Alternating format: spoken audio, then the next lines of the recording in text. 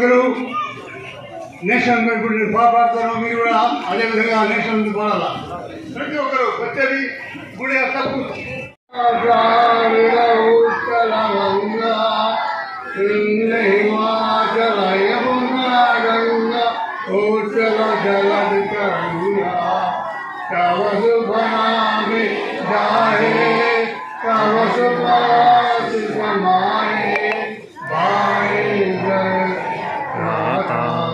जनगणमंगलदायक जय भारत भाग्य विधाता जय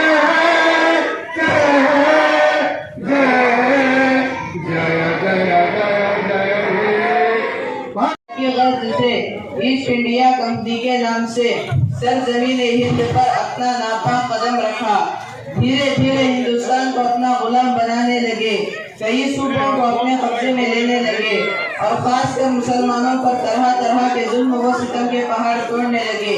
मुसलमानों के खून को अपने पसीने से भी ज्यादा सस्ता समझने लगे। दोस्तों, सरजमीन हिंद से पूछो जब तुझे गुलाम बनाया जा रहा था तो तेरे आजादी की आवाज किसने उठाई? जब ऐसे नाजुक वक्त में हमारे अकाबिरीन जो मोहम्मद रसूलुल्लाह सल्लल्लाहु अलैहि वसल्लम के गुलाम थे वो अंग्रेज की गुलामी कब पसंद करते? लिहाजा सबसे पहले तहरीक जंग आज़ादी की आवाज उठाने वाले शाह अब्दुल अजीज मुहद्दिस देहलवी रहमतुल्लाह अलैह थे। उनकी आवाज पर सारे मुसलमानों ने लबैक कहा।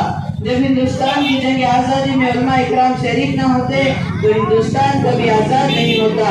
तहरीक जंग आज़ादी न चलती, तहरीक बालाकोट न चलती, तहरीक रेशमी रुमाल न चलती, हिंदुस्तान छोड़ दो तहरीक न चलती। जब जगह जगह आज़ादी की आवाजें आने लगी तो अंग्रेजों की नींद हराम हो गई। उसने कहा, जब तक हम हिंदुस्तान में 3 काम नहीं करते उस वक्त तक हम हिंदुस्तान में हुकूमत नहीं करते।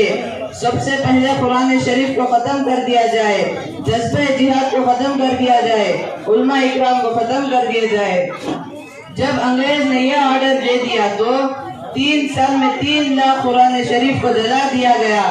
3 साल में 14,000 उलमा इकराम को फांसी के तख्ते पर लटका दिया।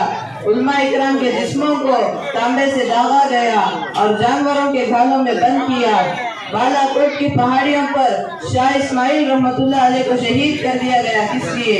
मौलाना जाफर थानेसी रहमतुल्लाह अलैह को काले पानी की सजा दी गई। किस लिए? टीपू सुल्तान रहमतुल्लाह अलैह को शहीद कर दिया गया। किस लिए? हमारे अकाबिरीन ने ये सारी कुर्बानियां दी। आखिर किस लिए? सिर्फ और सिर्फ हिंदुस्तान की आज़ादी के लिए। ये हजरात एक तरफ तो दूसरी तरफ हिंदुस्तानी सियासत के हीरो महात्मा गांधी, पंडित जवाहरलाल नेहरू वगैरह हजरात ने बिला तफरीक खांदे से खांदा मिलाकर आज़ादी की जद्दोजहद की कोशिश की।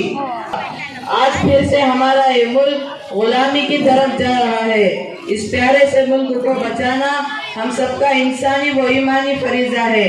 इसलिए अभी से अहद करें कि हमारे बुजुर्गों के नक्शे कदम पर चलते